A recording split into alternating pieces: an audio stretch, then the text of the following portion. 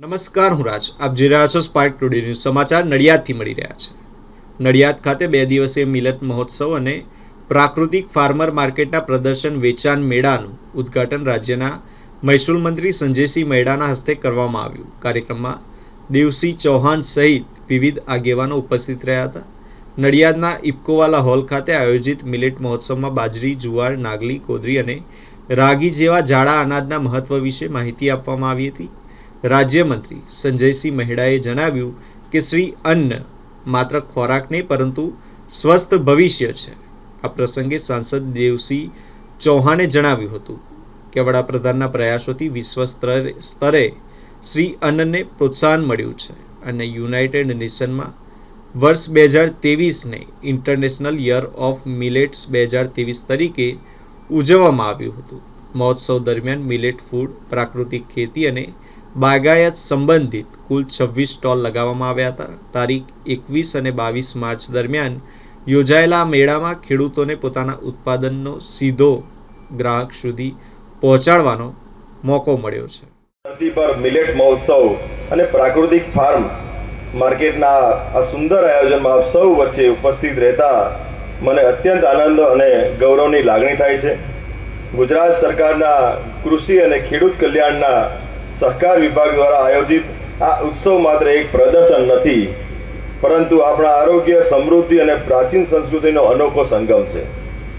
આપણા માનનીય વડાપ્રધાન નરેન્દ્રભાઈ મોદી સાહેબના સાચું જ કહ્યું છે કે શ્રી અન્ન એટલે દેશના નાના ખેડૂતોની સમૃદ્ધિનું દ્વારા આદિવાસી સમાજનો સત્કાર અને કેમિકલ મુક્ત જીવનનો આધાર. આજે જ્યારે આપણે અહીંયા આ મહોત્સવ ઉજવી રહ્યા છીએ ત્યારે આપણે સમજવાની જરૂર છે કે મિલેટ અથવા શ્રી અન્ન એ માત્ર ખોરાક નથી પણ આપણું ભવિષ્ય છે. આજના આધુનિક યુગમાં આપણે પશ્ચિમી ખાનપાન તરફ વળ્યા છીએ, જેના પરિણામે ડાયાબિટીસ, બ્લડ પ્રેશર, હૃદય રોગ જેવા રોગો ઘરે ઘરે પહોંચ્યા છે. મિલેટ્સ એટલે કે બાજરી, જુવાર, રાગી, નાગલી, કોદરી, મોળિયો જેવા ધાન્યો આપણને આ બીમારીથી સામે લડવાની શક્તિ આપે છે. મિલેટ્સમાં પ્રોટીન, ફાઇબર, વિટામિન અને મિનરલ્સ ભરપૂર માત્રામાં હોય છે. જે લોકોને પાચનની સમસ્યા છે તેમના માટે મિલેટ્સ આશીર્વાદ સમાન છે.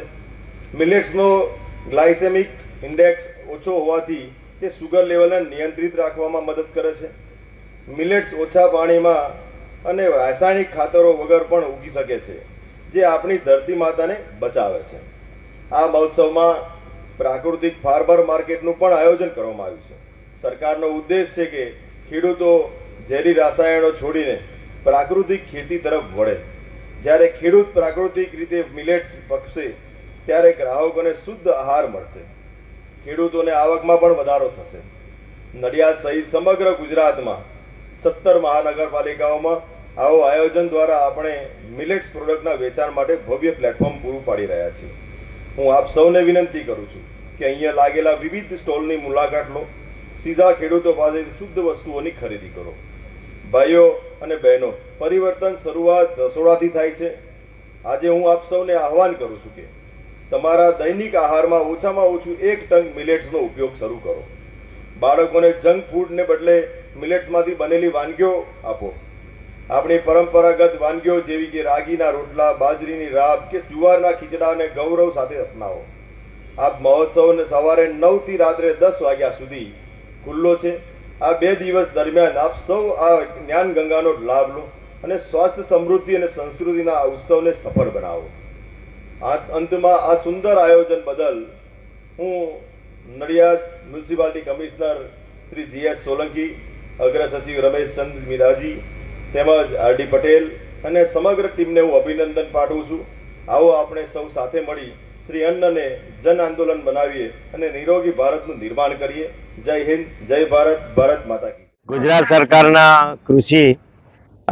કૃષિ કલ્યાણ અને ખેડૂત વિભાગ દ્વારા આજે મિલેટ મહોત્સવ તથા પ્રાકૃતિક ફાર્મર માર્કેટનો એક અનેરો ઉત્સવ ઉજવવામાં આવી રહ્યો છે. ત્યારે અમારા બધાની વચ્ચે અમારા જિલ્લાના ધારાસભ્ય અને રાજ્યના માનનીય મંત્રી શ્રી સંજયસિંહજી, અમારા સિનિયર ધારાસભ્ય પંકજભાઈ, અમારા પૂર્વ જિલ્લા પંચાયતના પ્રમુખ અને હાલ સંગઠન જોતા બેન શ્રી નૈનાબેન, સૌ અર્જુનસિંહજી પૂર્વ કેબિનેટ મંત્રી, સૌ ધારાસભ્ય અને સૌ અધિકારીઓની હાજરીમાં જિલ્લામાં બનતી પ્રાકૃતિક પ્રોડક્ટ્સનું આજે અહીંયા પ્રદર્શન પણ થઈ રહ્યું છે અને એ કૃષિ પેદાશોનું પ્રદર્શન સાથે વધુમાં વધુ એના માર્કેટ ભાવ બને એ માટે એક જાગૃતિ ફેલાય હેતુથી આખા જિલ્લામાંથી સૌને બોલાવી અને પ્રાકૃતિક ઉત્પાદનો ખરીદવા માટે આગ્રહ કરવામાં આવે છે. આપણે જાણીએ છીએ કે દેશના યશસ્વી પ્રધાનમંત્રી આદરણીય મોદી સાહેબના આગ્રહથી યુએનએ પણ શ્રી અન્ન સૌથી વધારે ખાવામાં આવે એવો આગ્રહ વિશ્વને કર્યો છે.